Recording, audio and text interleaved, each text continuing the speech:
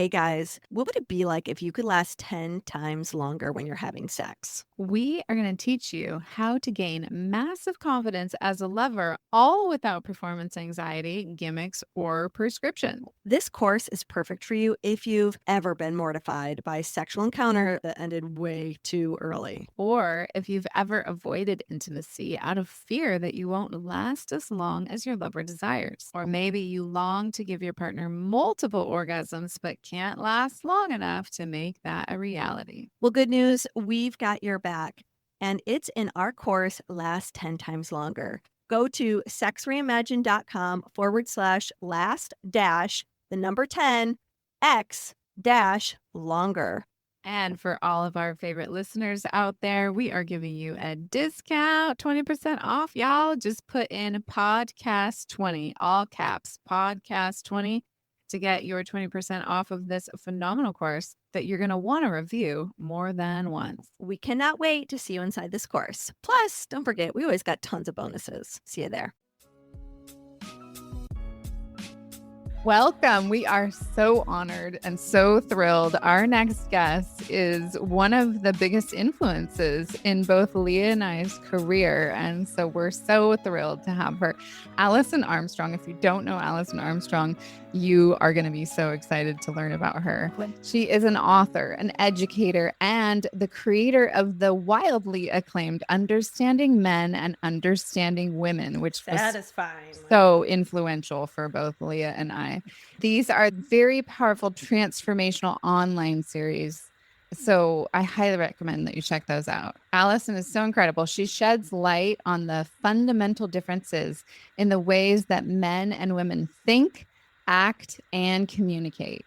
So she's really, really known for her insight, her sense of humor, and her ability to articulate the human experience and the predicament of gender. So you're going to have fun with us today. Welcome to the Sex Reimagined podcast, where sex is shame-free and pleasure-forward. Let's get into the show.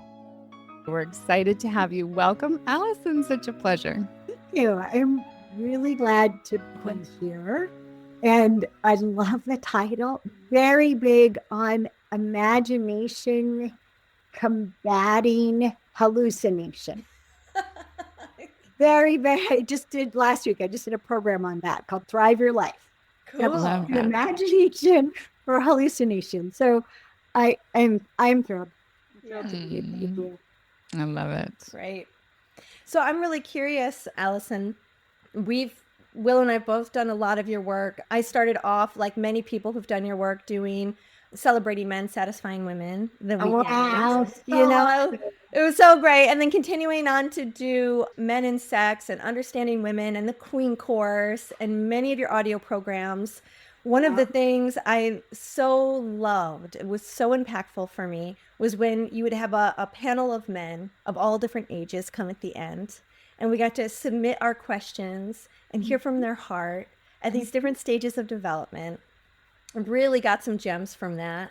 Yeah. And, I'm curious, you've had this beautiful career. You've affected so many people. What are you excited about right now? Where is your work flourishing? What's got you feeling alive? Oh my gosh. Okay. So since you were there, right, Celebrating Men, Satisfying Women was the first iteration. And one way to think about it is the title itself was meant to screen women out who were so angry at men that I wasn't prepared to interact with it. I dealt with my own anger, my own hatred, but I wasn't prepared for that. Yeah. So, and women were celebrating men, right? Like celebrating men, what's there to celebrate? And it protected the workshop for the people who were like, celebrating men? You can do that? I want to know how to do that. Right? So smart. It was a screener, when we started in 1995. And now I've come the whole journey of, you could say poking the bear, now I poke the bear. So using anger to get what you need right? Just to Right. attract women who use anger to get what they need. Yeah. I can tell why it doesn't work, right? Or why you can't trust men to tell the truth. Well, because we teach honest men, it's not worth it. Don't go there, right? Yeah. And I'm going to do a free webinar on when is narcissism real. I can't wait for that. Yes. Yeah, because it is the mudslinger of the moment. That word gets thrown around towards everybody. It's worse than mud too. I think I could cry about it. It's so damaging, and it doesn't leave anybody more effective in dealing with what's really going on, right? Absolutely. It makes us feel better for a little while. Now it's not me, it's them. But we're not any more effective. So I'm heading into stuff like that. And then it's been about 7 years now since I've been working so long on male and female and women and men and estrogen and testosterone, and then hunting and gathering mode, and then even talking about it, are you in a committed state of mind, which will completely shape your perceptions and your relationship to language and feelings, or are you in an open state of mind, which is the opposite, right? State of perception and processing and feelings and communication and all that stuff. So all these different ways at looking at this oppositeness, right? And then I got to things that they're not gender, they're human. Mm-hmm. So things like the hierarchy of instincts and competition, for example. And competition is part of being human. I mean, the word survive means to outlive, right? It's a win-lose game. So, but competition, how does it express itself? As being human, but then it can also be as male and female. And so I call it the embracing being human. And so Lux, which I did live in 2020, and thank goodness, there's this huge production, right? And I get to keep working with the videos, get better and better and tighter. And Lux is not about gender. Lux is about human beings.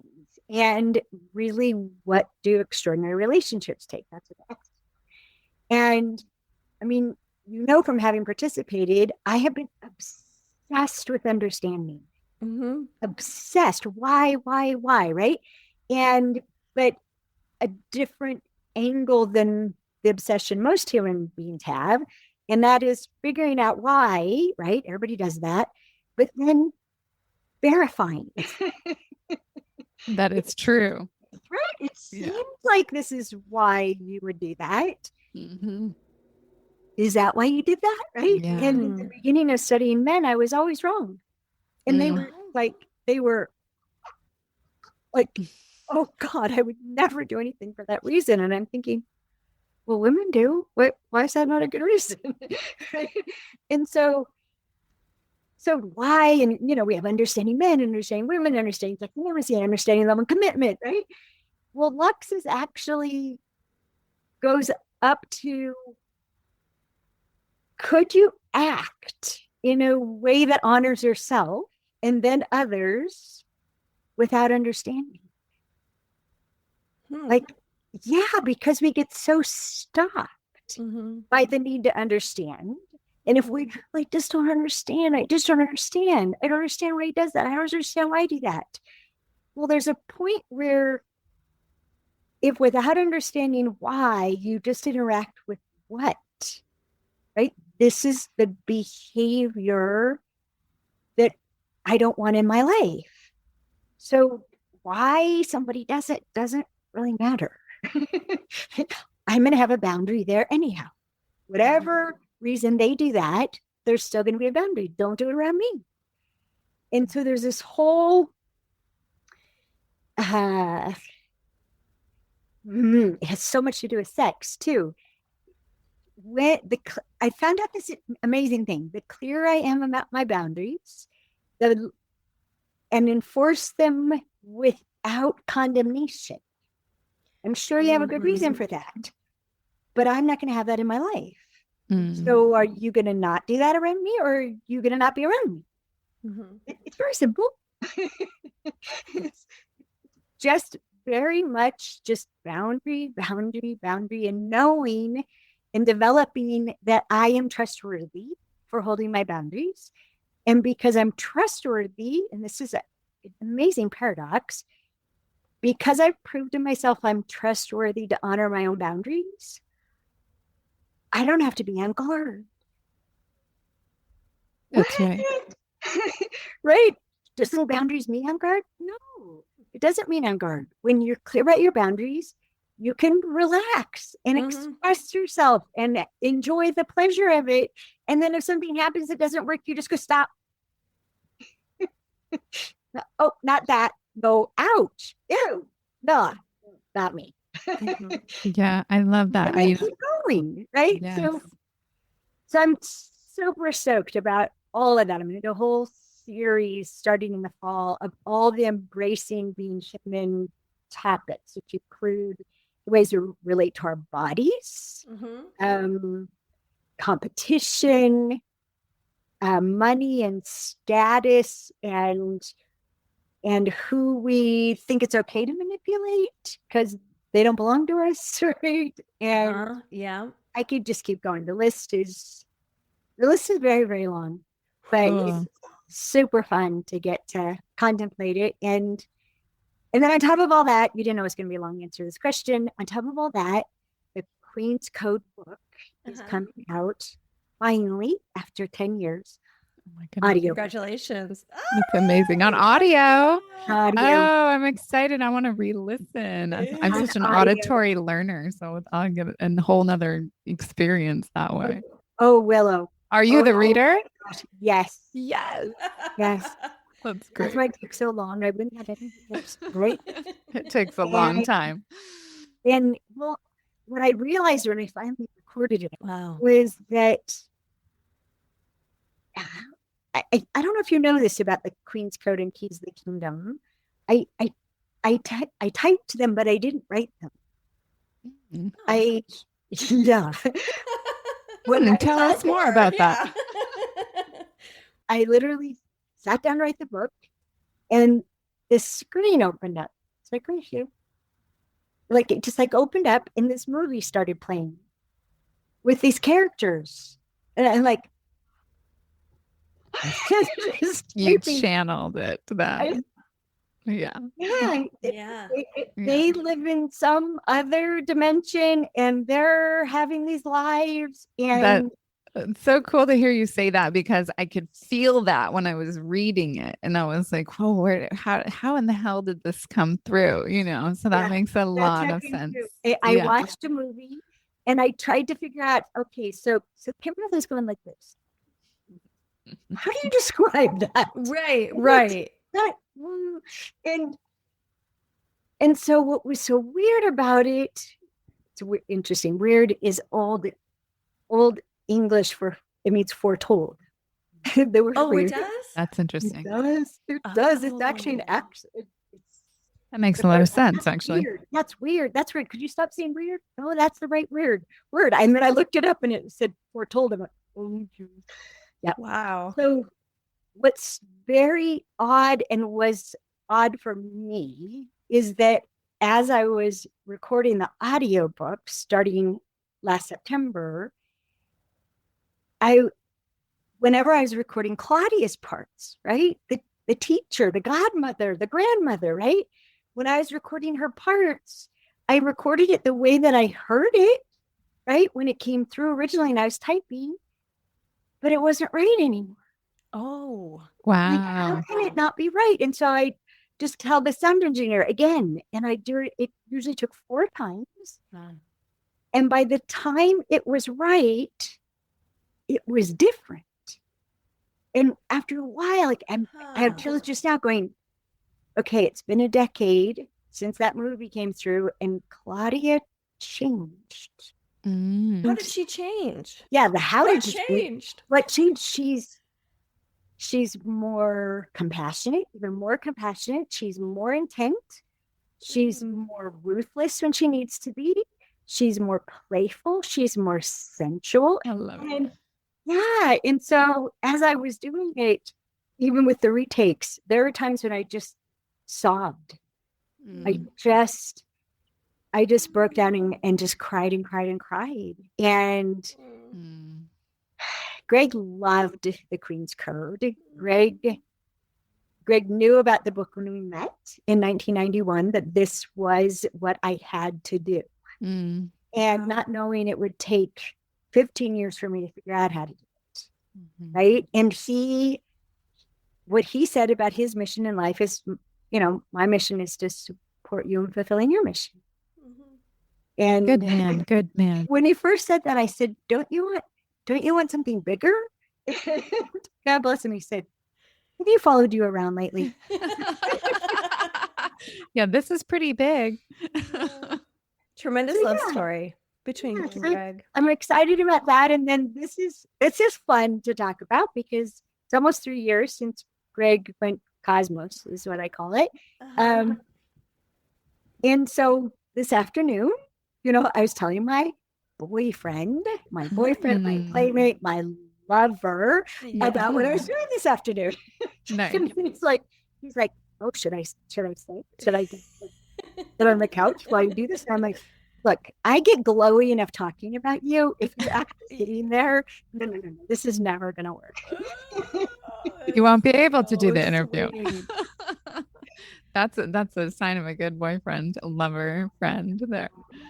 Yeah. Congratulations. I didn't know. So I get all excited about Sex Reimagined. It's because I couldn't imagine it. I couldn't. I tell him, Dan, you would be a dream come true if I could have dreamt you. Wow. But I couldn't. If somebody had said, when you're in your 60s, you're going to have the best sex of your entire life. You wouldn't have believed. Yeah. Don't people stop? I can believe it. I love that. I can actually believe that one. Yes.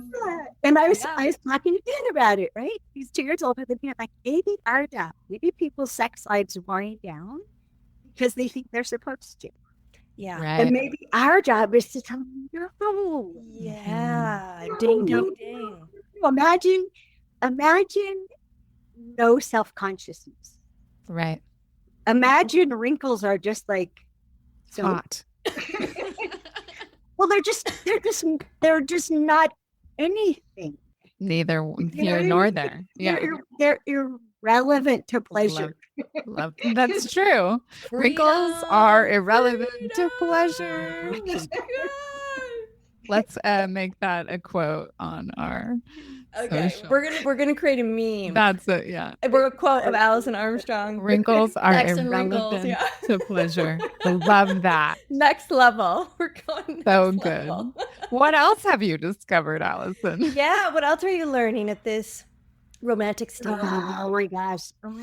Well, this boundary thing and flying your flag, right? And I love that you've had Ian as part of the summit and the erotic blueprints. I mean, they're one of the most important breakthroughs in honoring ourselves.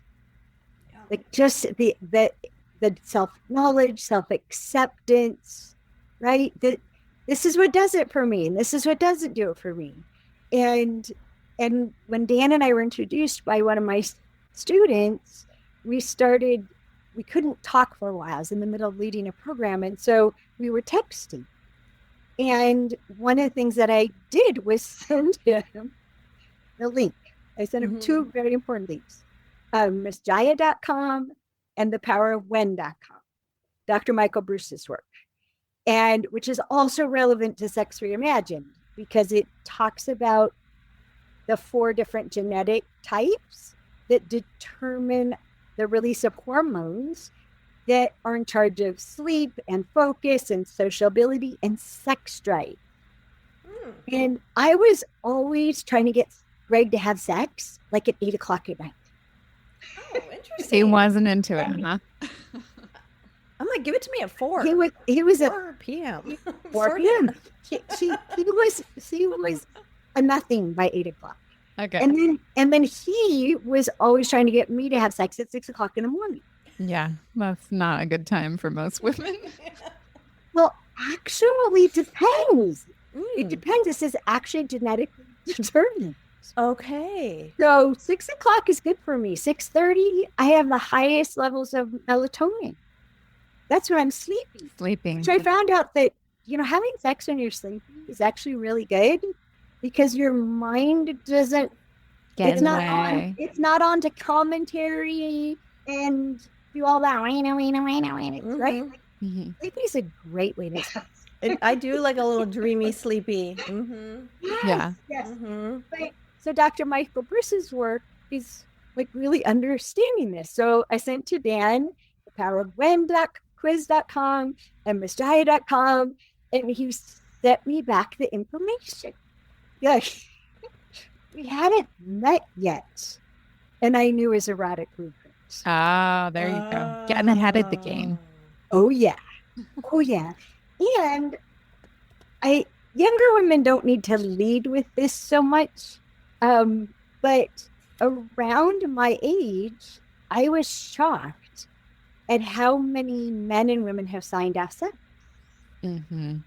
And unfortunately, for men, it usually happens they have an incident that they then call erectile dysfunction. They don't know what the dysfunction actually was, and then they get worried, right? And they get all in their heads, and then they're like, let's just be affectionate.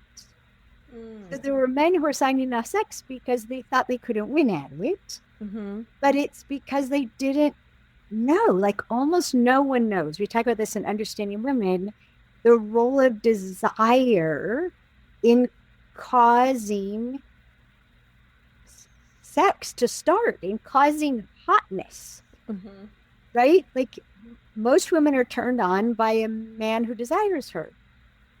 Well, guess what? Men are turned on by a woman who desires him. And we're so worried about being desirable instead of expressing desire. We're Right. actually trying to get something going with that stimulus, Yeah.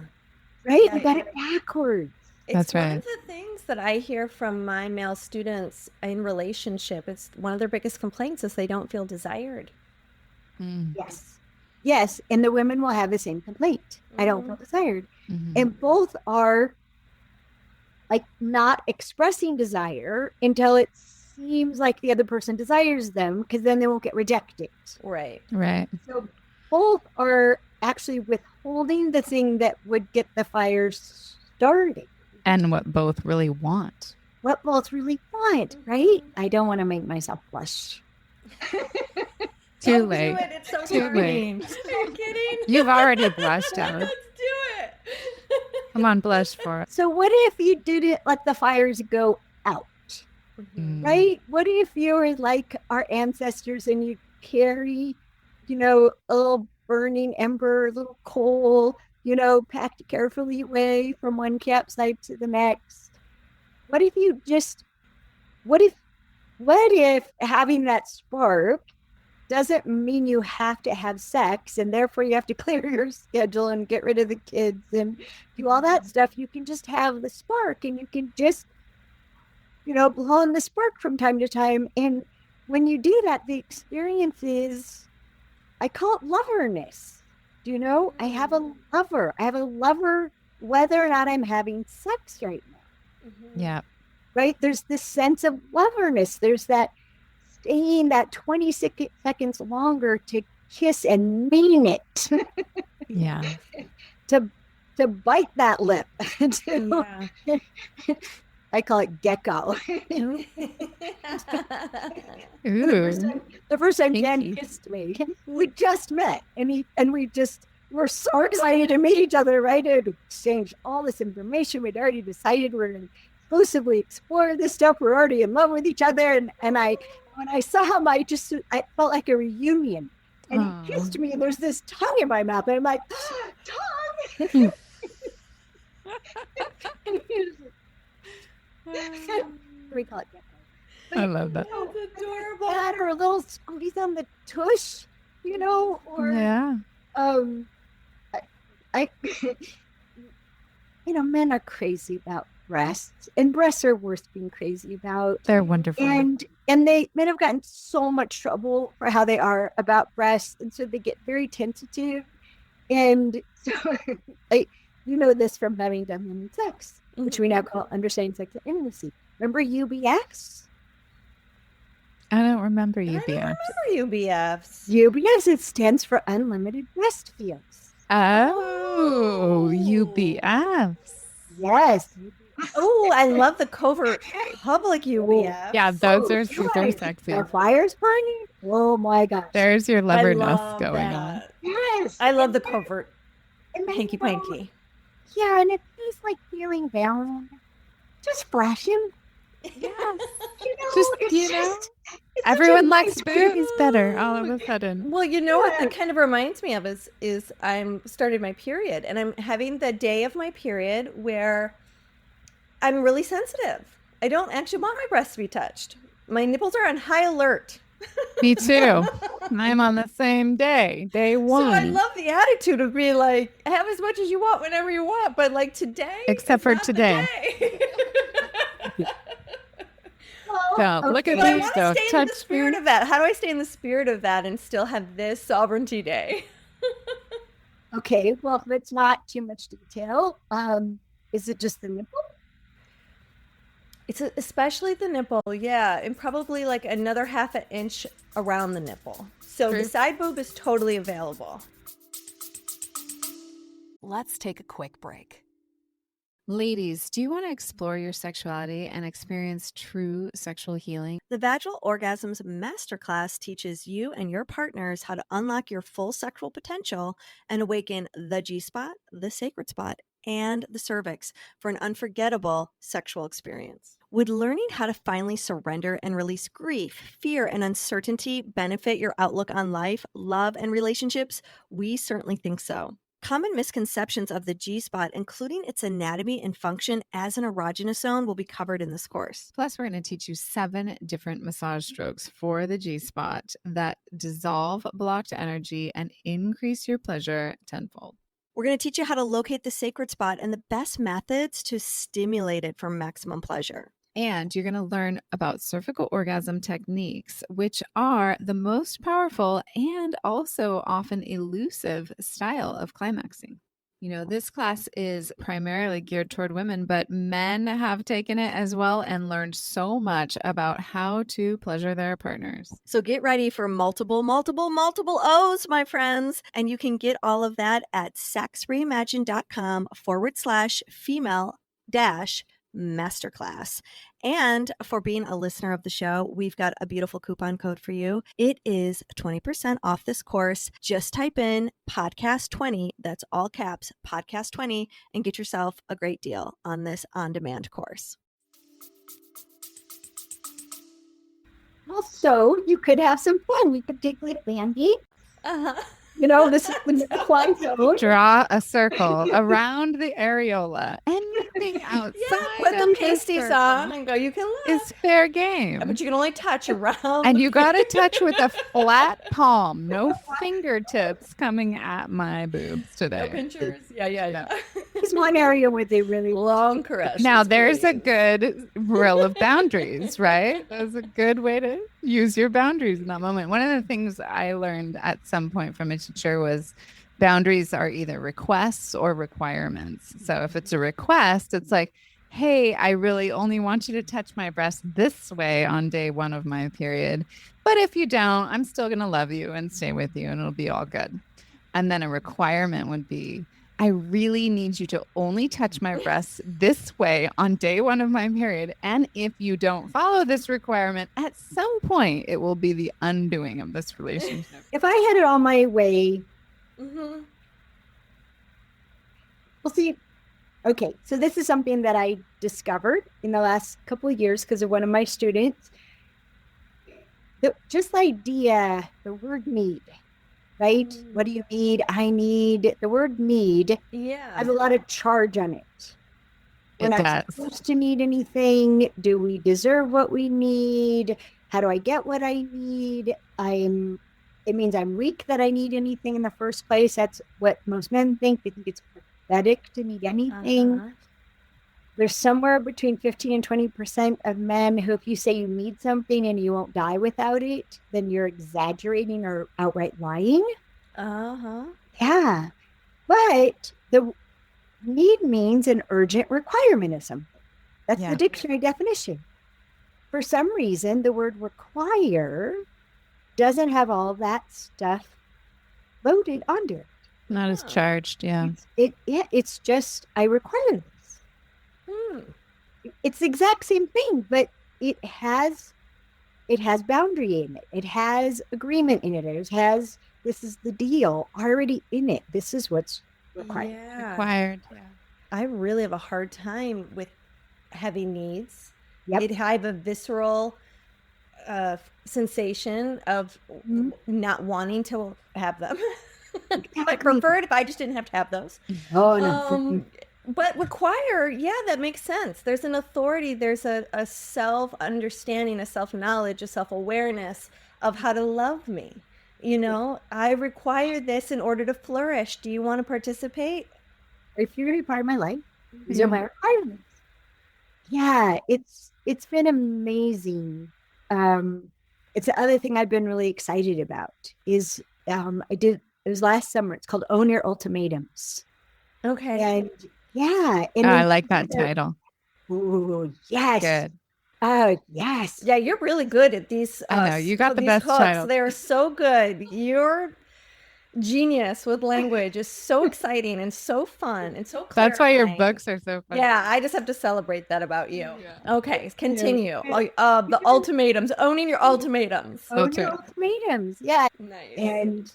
And it came from me having a conversation with Dan, another conversation with Dan about a requirement that I kept trying to get over, right? Uh-huh. This was something I needed and I thought I shouldn't need it and I should get over this need. And we kept having these blow-ups over it.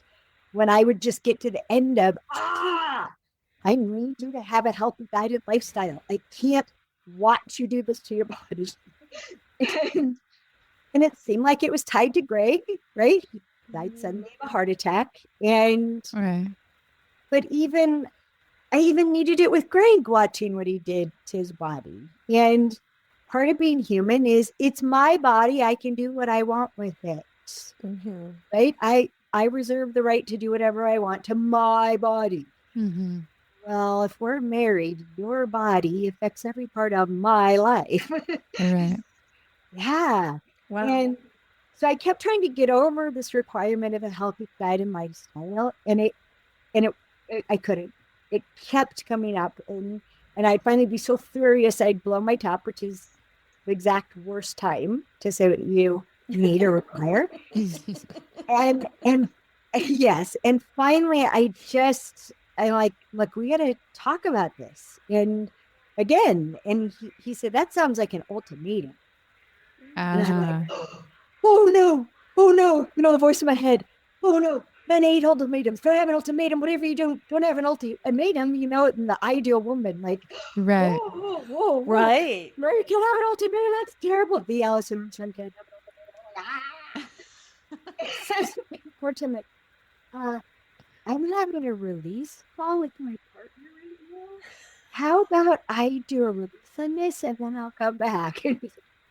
Sounds good. Okay. And so I did all this Sedona release work on having ultimatums until all the charge is gone. It just is what it is. Ultimatum means final offer.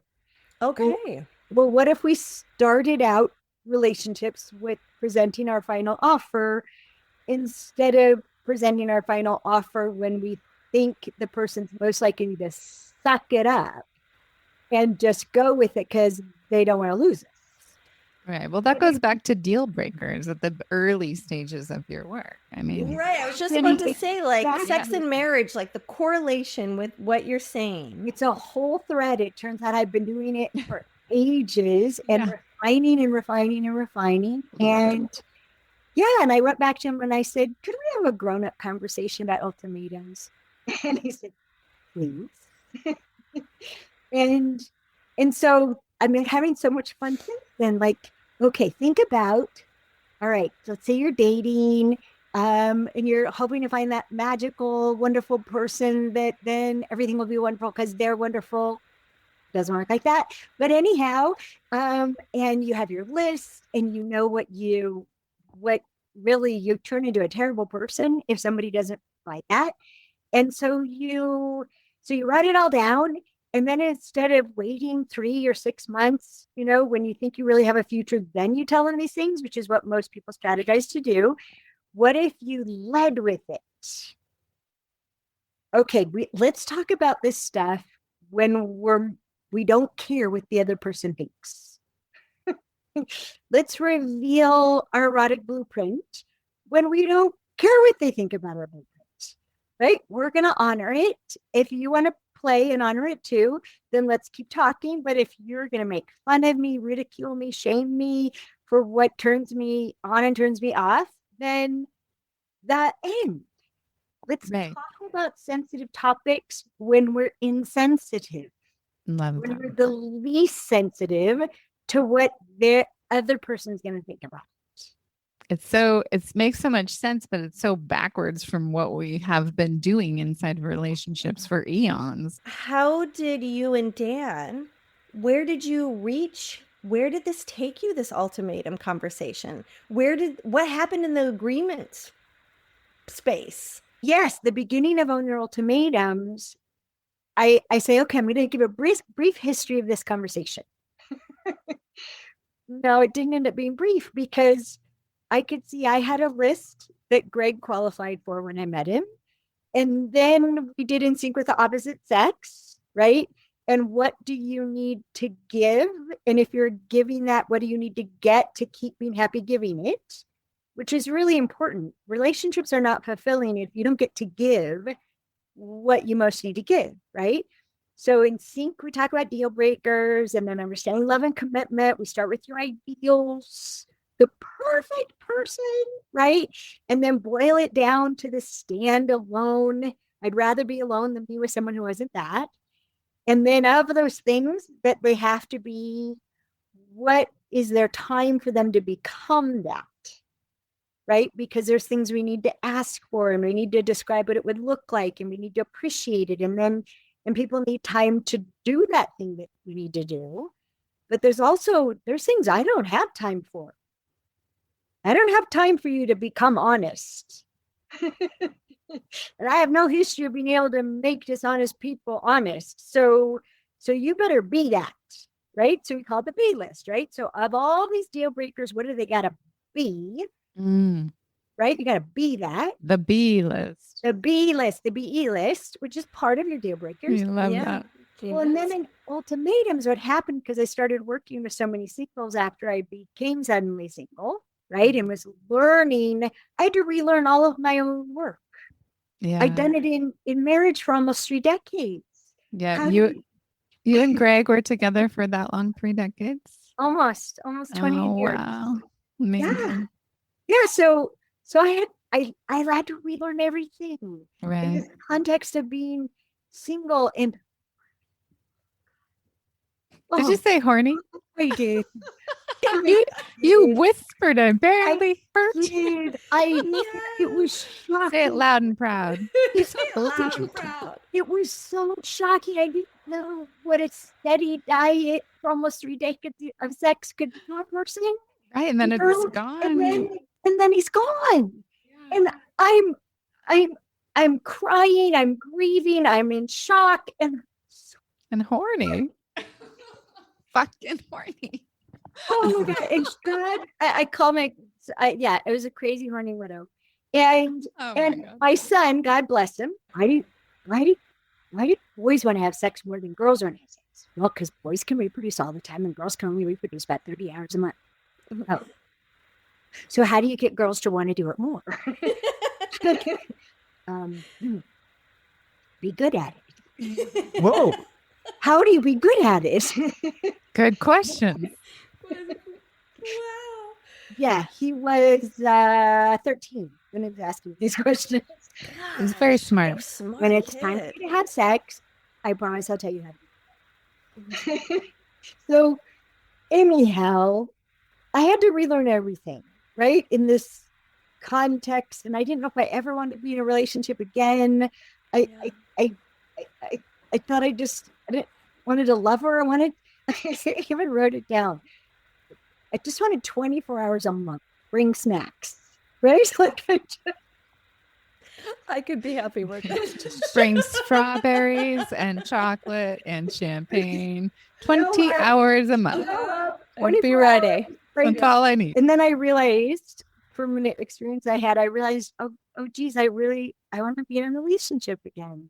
Shoot. Especially since in Lux, people should start there.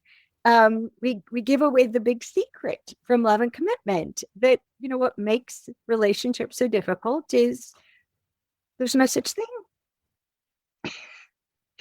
There's just no such thing. They don't actually exist. That's why they're so easy to change and so hard to keep going. And so interacting that way, right, with these instances of being related and who am I being and what am I speaking to and how am I listening and the three things we can control. And so from the very beginning, to answer your question, there's a long way around to your question, Leah, is before we ever met, Dan knew what was on my B list. You got to be this. If you're not this, let's just stop now. And then after we met, I sat down with him with the rest of the list. And,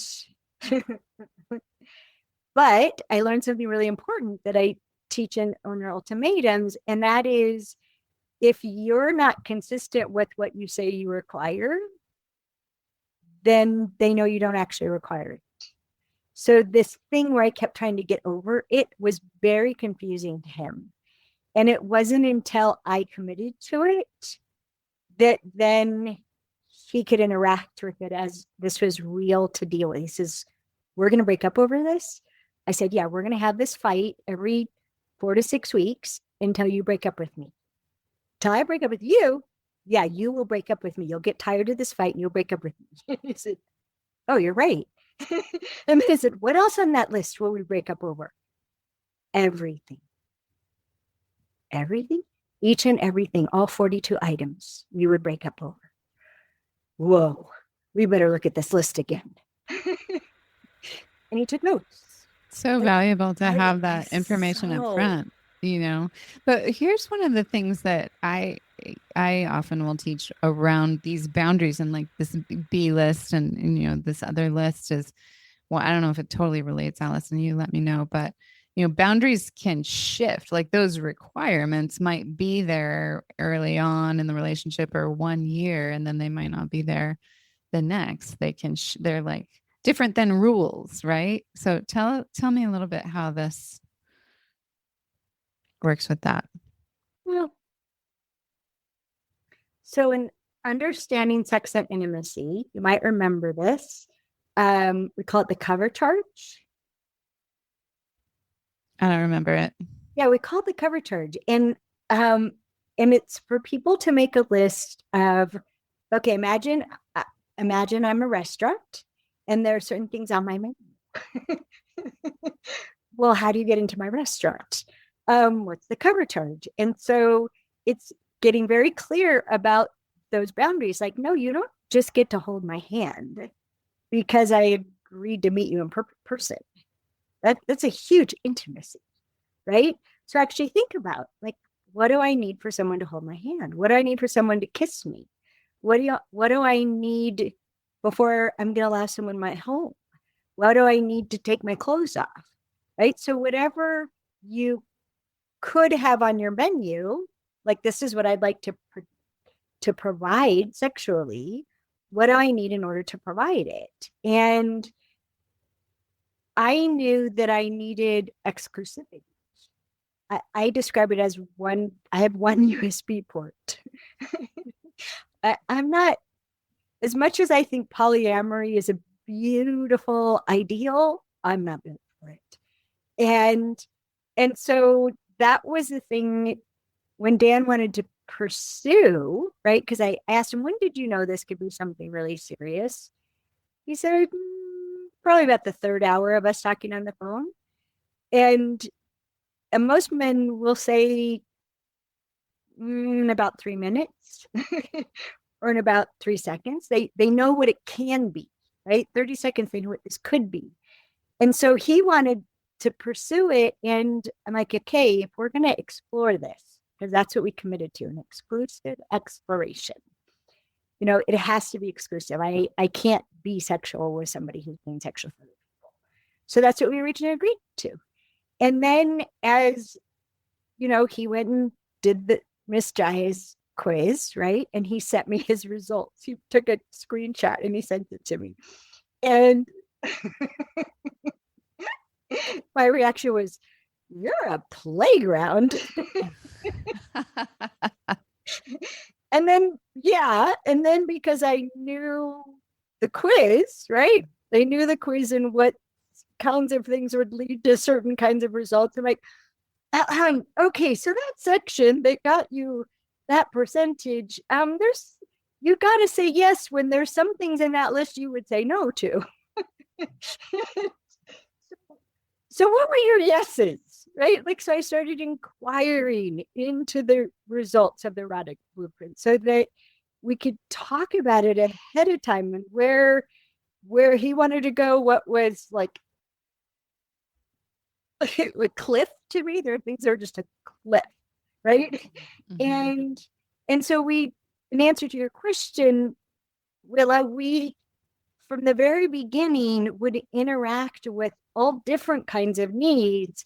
From, okay, he would say something like, wouldn't it be fun to, right? And he's way more okay with sex and sexuality than I was at the time. And I'd be like, he's like, wouldn't it be fun too? And I'm like, do you need that? I don't know why. I don't know that I'll ever go there. Can you imagine the rest of your life without that? Do you need it? And God bless him, because there wasn't any condemnation of what he was proposing. It's not true. There are things that he would say. One thing he said, I don't know. True answer. I don't know. I said, okay, well, then let's keep checking in on that. If you don't know, let's keep checking in. How are we doing with this? If we did what we're doing now for the rest of your life, would you be good with that? Right? And then there are other things that I was like, I'm never going to be that person. So if you need that, then when you need that, I won't be enough, which means I'm already not enough. And I'm not going to live like that. So, which is it? And God bless him. He was beautiful. He said, you're enough, and you deserve to be enough. Aww. I don't need that. And then we just took it off the table. See, isn't that so incredible? That's such a great story and depiction of the things that we think we need. Sometimes we actually don't when we are fulfilled on a more soulful or heart level. Yeah. And what ever since I started interviewing men in 1991, what men have said about sex is women are led to believe that men are going to marry the best sex they ever had. And it's not true. Not true. They're not connected. And one of the things that makes a woman the right person for a man to marry is that in his perception, there's enough communication, there's enough spontaneity, there's enough experimentation that he thinks, yeah, we can work this out. You could be the only person I have sex with for the rest of my life, and we're still going to have fun. Because that's how it's been. They operate based on how has it been. Right? So if you're not open to each other from the very beginning, they're going to take that at face value that you never will be open. So this will never work. And then the flip side of that is we have to make sure we're not false advertising. Can't pretend to be open to something that we know that's never going to work for me. That won't ever be negotiable. At least as far as I can see, it won't ever be. So we shouldn't bet on that it will be. Right. Yeah. So Okay. powerful. So over the course of all these years, we had another layer in regards to requirements. And that's that if you think about be, like what you need a person to be, right? In love and commitment, I teach you how you can inspire someone to be, right? If you need someone to be affectionate, then just be playful. They virtually can't help but be affectionate around a playful person. But what if you need someone to be something no matter how you are? That when you're the worst version of yourself, you can still count on them to be that way. Yeah, like they're countable for generating being that way, no matter if you're ever in the worst you ever had. So when you list the qualities that way, they exist very differently. And then if you think of be and then behaviors. So there's the qualities you need a person to be, and then you need those qualities mapped onto your life. So if they're being generous, then go ahead and describe what would generous look like with your family, with your children, if you're bringing them into the relationship, with your body, right? I put something on my list that never occurred to me before. I mean, in 1991, I had on my list, loves my body. In 2019, loves my body and lets me love theirs. Good distinction. I didn't even know to think that at the time. Right. I didn't know you could be with someone who loves your body, but isn't really inhabiting their own. Right? Greg was not keen on his body. He was really glad to get rid of it. Oh, Seriously, I felt his joy, his really? exhilaration to be free. He was like, it kind of freaks people out that someone would die and you would feel their joy, but I did for a very, very long time. And and Dan knows this because I've talked to him about it. Like I have 19 things on the B list and 23 things on the behaviors list. And I've told him, it's probably going to take at least 2 more years before all these things on this list are verified because the circumstances haven't arrived yet. Right. Gotta have the platform. Yeah. So he and I have not committed to each other in that way that people are like, I don't know, till death do us part, or we're in it to win it, or no, we have a deal. We get to keep each other for as long as we're giving each other what we need. And that's out of profound love. Like I'm not going to torture him to stay with me when I can't give him what he needs and he can't give me what I need. That's mean. And people do it all the time. It's most people's marriages. It's most relationships. Yeah. Okay. So I'm imagining that you've got more and more couples coming to your platform and exploring your work, where it was such a female-oriented audience when I went through your work, and now it's expanding, and it seems so exciting. It makes me want to bring my husband along and revisit all of this material. I want to see his list.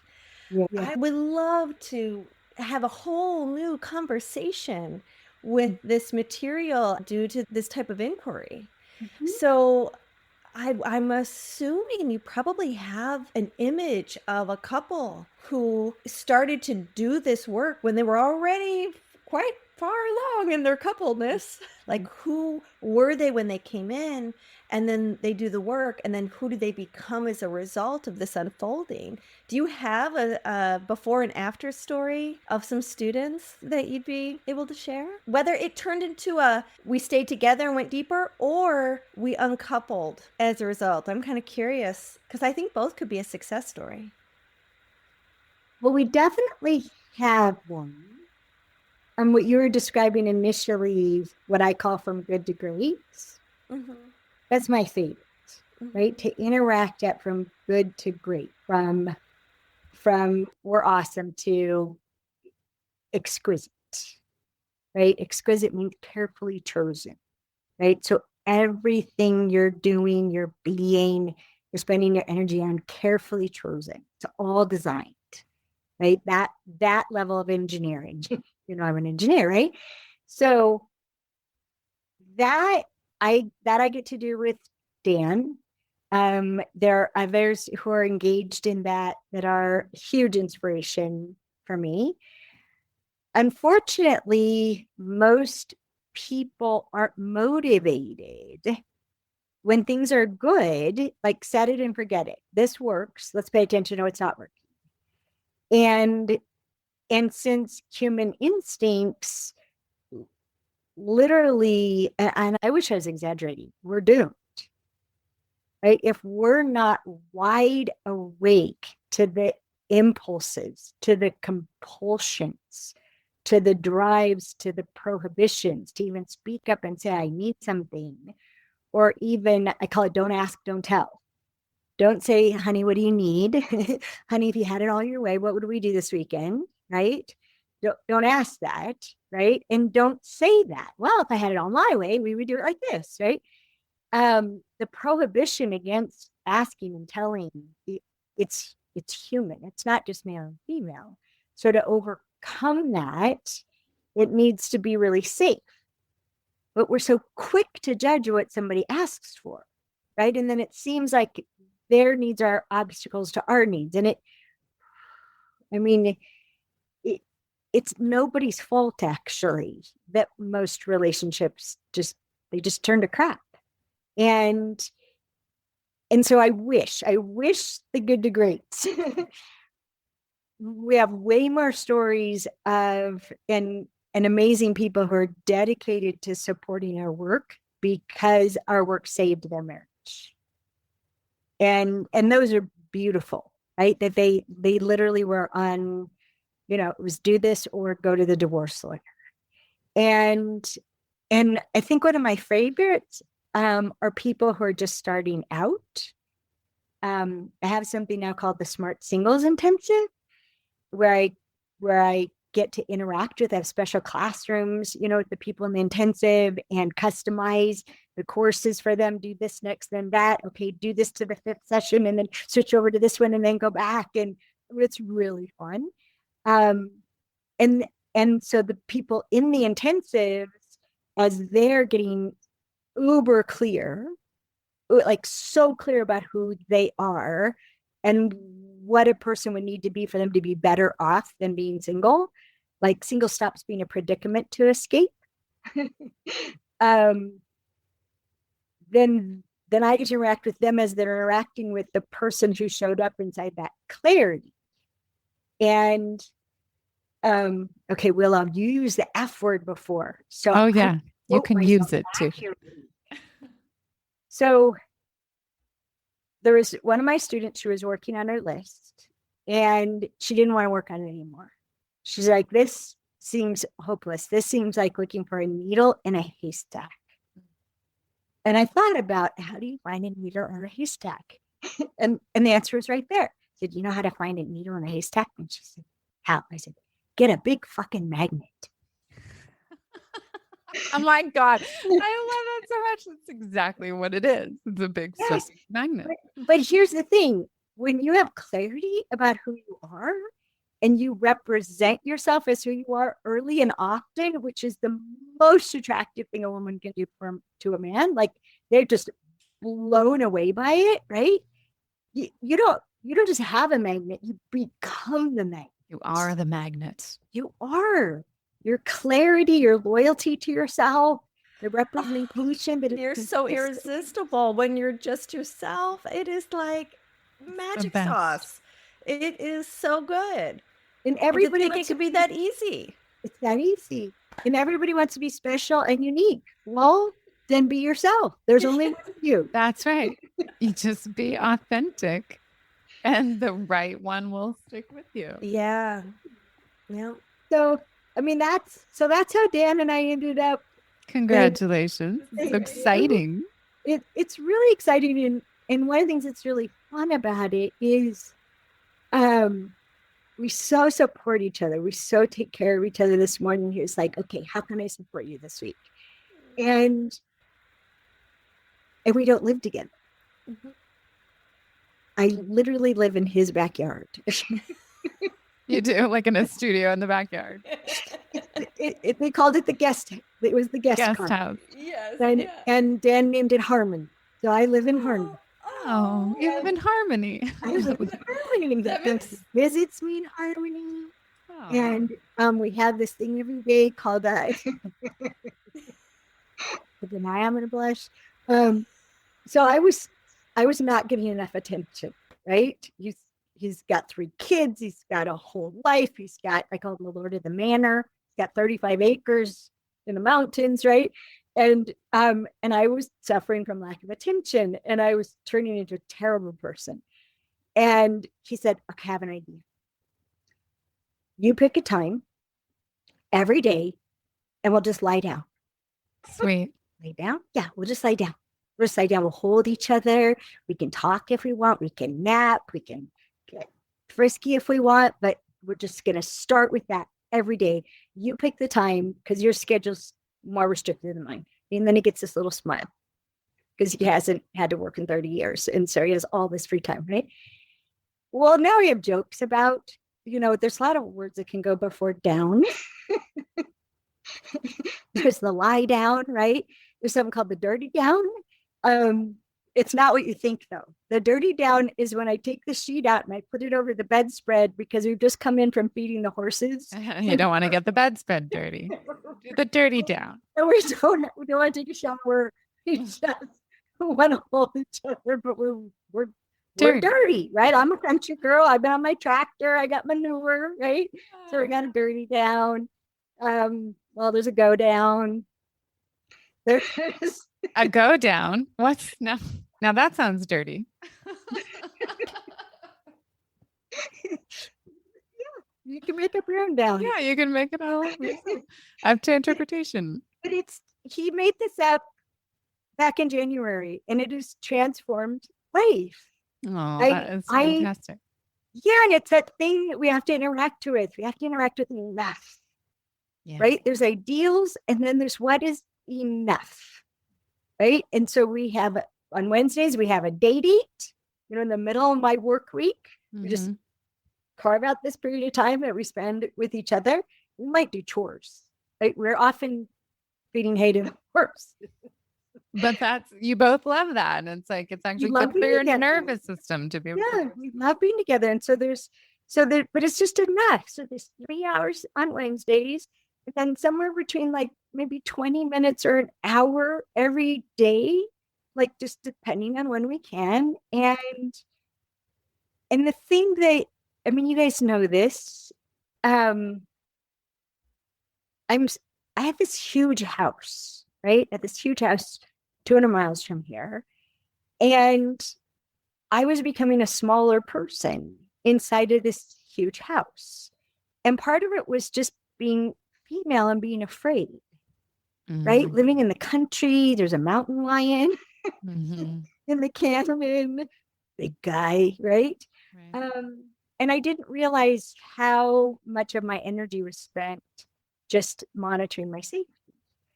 And there's something about living in his backyard in this circle of protection, right? He's so committed to me being safe and happy, right? And so I spent a lot of time alone, which I didn't know that I loved being alone.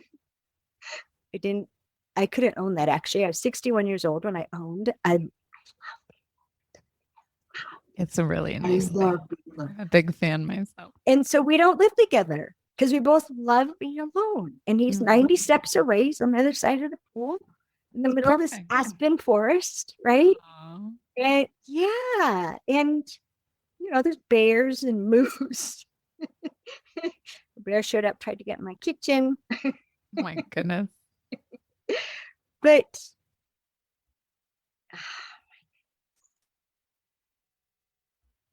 we're always in each other's space by invitation. always. Never, oh, you're here. I was hoping to have the living room to myself. Right. I think Yeah. you really got a special magical life. It just keeps bringing you gifts. And I can tell that's because it's where you put your attention. You look for what's right and you celebrate it. Yeah, it's so beautiful the way your work has come from inside of yourself and from your own experiences, and also from all the research that you've done, and just like really tuning in and listening to like what's really going on with people and how they interact with each other, understand each other or don't understand each other. How can we shed more light on what it means to be in an intimate relationship with another person? So powerful. Any final words of wisdom for our listeners who are just really feeling lost or confused when it comes to love, relationship, sexuality, intimacy? Oh, gosh. Just sum it up for us in a word. Well, let's see.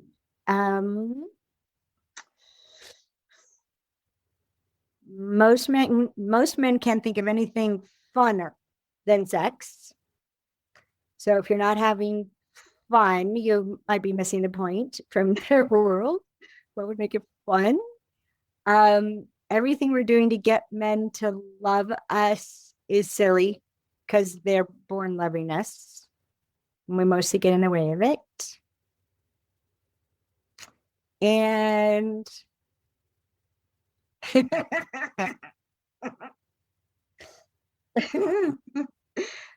fly your freaky flag. Whatever your freaky flag is, you channel or you're edgy or whatever you think they're gonna break up with you about, advertise it from the very beginning. Because if you do that, then you're gonna keep people who aren't right for you. Beautiful. Yeah. Well done. Yes, that was a synopsis. That was perfect. I love that. Oh, there's no scarcity. There's no scarcity. Yeah, thank you for saying Thank that. you. Yeah, Yeah. we need to be reminded of that. Yeah, you know what? There's so much love and so much abundance available. Yeah. It has been such a pleasure, Alison. So wonderful to reconnect with you, to just sit with you in the flesh and just hear Enchanté. Enchanté. We're gonna say all the fun. And thank you for sharing with us vulnerably about your own experience. It's a pleasure to be with you. We're honored. Yeah. I can't wait to go check out the Lux program. Oh, I'm so proud of you. Oh my gosh. Yeah. It's so fast. It's less than 8 hours of videos. And like the whole world occurs differently. Yeah. Can't say Love no it. to that. Yeah. Sign me up. We're in. Thank you. Appreciate your time today. Love, love, love. Sure, you're doing. Now, our favorite part, the dish. Welcome back. It is Sex Reimagined. Leah Piper and Dr. Willow Brown. And we just interviewed one of our sheroes. Yes. We had so much fun. It was so great. Alison Armstrong, just what an incredible gift to the world of romantic relationships and how to have a successful one, how to have fun in one. As Leah puts it, having a mastery over disastery inside of your relationship. Yeah. Let's be a mastery couple, people. I think the Sheik has given me so many gems over the years, and this interview really reminded me, same with Sherry Winston, they both reminded me how much I have integrated their teachings into how I see the world and how I experience my deepest desires to have a fulfilling love life. And I just have had their work has had such a profound impact on me.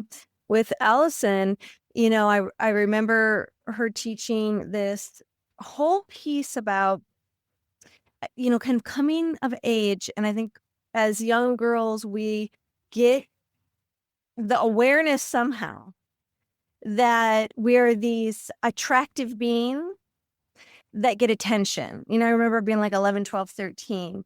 And this whole idea around wanting attention from boys and dressing the way I thought you had to dress in order to get that attention.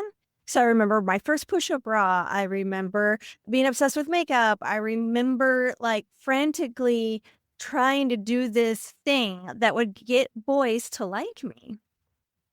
I didn't know that I was settling. She has this whole concept that sexual attraction, all it means is that someone wants to get their body next to your body and do yummy things. But if you really want love, it's about being charming and enchanting. And when someone is charmed and enchanted with you, yes, they're sexually attracted to you, but they also feel compelled to want to make you laugh, to want to protect you, to want to make you happy. And that struck me, so hardcore, because my whole life I thought in order to get love, I had to be sexually attractive. And I didn't know that what I really wanted was what I wanted was love, and that the key to love was just being yourself. And so although we didn't talk about that directly, there were some indirect pieces of the conversation that kept on bringing that into my mind and heart, and how much I have thought over the years that I wish someone would have told my teenage self, who desperately wanted to be liked and loved and thought I had to be somebody else in order to get it. And so I spent a lot of time not being myself, not knowing how to be myself, just wanting to be what I thought someone would love, which never got me love. Yeah. How painful that has been over the years. Yeah, I think so many of us, I certainly can relate to that, of just like taking a very long time to figure out what was authentic and what was true, and just having had to play out a certain mold, or it's got to look a certain way or be a certain style in order to be of value, in order to be lovable. So, it was so cool to sit with Alison and listen to her and where her work is at now. Cause I know you and I have dug into her work many, many years ago. And as you said, it's definitely colored the way that our work has been offered to the world. And so it was great to kind of see where her work has evolved and developed into, and how it reminded us of that early work that she did. So really, she's just been following this thread and fine tuning this thread. And, one of the things I really loved that she talked about during this interview was the B list. Yeah. So you think of the B list, you're like, well, it's not the A list, so it must be on the B list. But it's the B lists. Yeah. Like, what do you need your partner to be? Who do you want to be with? Who do you want to be in relationship? And she's got a whole thing about how she gets that B list out of people. But it was just cool to learn about it, to hear about it, and how it also relates to behaviors. The B list relates to behaviors within the relationship, because a lot of her earlier work was about basically opening women's eyes to the fact that men are not women. They are not misbehaving women, right? They are a totally different species, a totally different brain chemistry, just completely different. I know she's a big fan of Luann Bresendine's work as well, the male brain and the female brain. So if you haven't read those books, highly recommend those too, because they just couldn't be more different all throughout developmental stages. And so she really, all of her work is about understanding each other. She's probably a 4 on the Enneagram, like you and I are. Yeah. She probably is. Yeah, and it's one of the things I love about her style of thinking is how she bothers looking up the definitions of words and how powerful that is. Yeah. That has always struck me about her work. I love that she brings the definition of language, because there's power to the psycholinguistics of our language and of the words that we choose to use. And when you use a word and you didn't even know just like the specific meaning, you get it in the ballpark. But when you get down to the meaning, wow, does it expand in profundity, right? And how you use it, or how you then will intend to use it in the future. Yeah. So powerful. She's really just a smart woman. She's the scholar of relationships, just curious. So, yeah. And just developing and creating. And what is she, 61 now? And she is in the hottest time of her Oh my God. romantic life. And she shared a lot on this interview around that. It was so sweet. Adorable. So Oh cute. my God. Like, and she's so lit up, so bright, so shiny, so radiant. You know, I think that's what I really loved about who she gets to be as a permissionist, you know, like, because we need more voices that are her age. I can't tell you how many friends and clients I have that start to feel totally invisible. Absolutely. Like the world is just leaving them behind, whether it's technology, whether it's sex, whether it's relationships and dating. And it just, it crushes my little soul because these are important people in my world and life.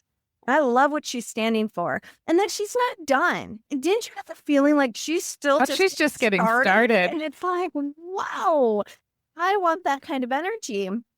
And you know what else is cool about the progression of her work is she's completely retitled everything, you know, and that takes a lot of guts. I mean, here you've built this empire with a certain languaging and a very specific demographic of who your audience is. Yep. And she was mutable enough. And there's a specific word. It'll come to me if it needs to, but there's something about her willingness to be influenced by culture, and in so doing, not only has most of her work is now online versus live. It was always live when I started. It's also way more inclusive. She's moving away from so many gender specifics and really coming around to humanity. Yeah. And I think there's quite a bit of a learning curve there. It's been true for me. I can only imagine how much harder it is for people of an older generation to be able to be that adaptable. And I was very impressed and encouraged by her adaptability. It really gave me fuel and energy to want to get better and better at that. Oh, I love that. That's fantastic. Yeah, she really is a queen of an example in this industry, and enjoy her interview. Let us know what you learn from it. Let us know what you get from it. And you probably are going to want to take notes on this one because there's such pearls of wisdom threaded throughout it. So yeah, type some of your highlights into the comments. So I'm assuming if you've gotten this far, you've probably watched or listened to the episode. So your feedback's really important to us. We want this not to just be a conversation between Willow and I, but that it's a conversation for all of us because we're here to grow and expand and to understand each other. So your part in the conversation is super valuable. It's true. We want to hear what you got to say, what's going on for you. And even if you're like, I really enjoyed it, I don't know what else to say, we want to hear that too. Yeah. And I also I feel like I never met Greg. I've never even seen a picture of Greg. I know, but don't you know him? Yes. Like listening to her CDs over the years and the stories of her work. I mean, you just feel like you know the two of them. And I hadn't known that he had passed away. And so I didn't either. I thought the pieces that she said around grief really dropped me into my heart in a sweet way. And yeah. And there's this new guy too, and how much she's learning. Oh, and then and her interest in the erotic blueprints. I mean, yeah, it was so good. So good. Enjoy it. We'll see you on the other side. Thanks for tuning in. This episode was hosted by Tantric Sex Master Coach and Positive Psychology Facilitator Leah Piper, as well as by Chinese and Functional Medicine Doctor and Taoist Sexology Teacher Dr. Willow Brown. Don't forget, your comments, likes, subscribes, and suggestions matter. Let's realize this new world together.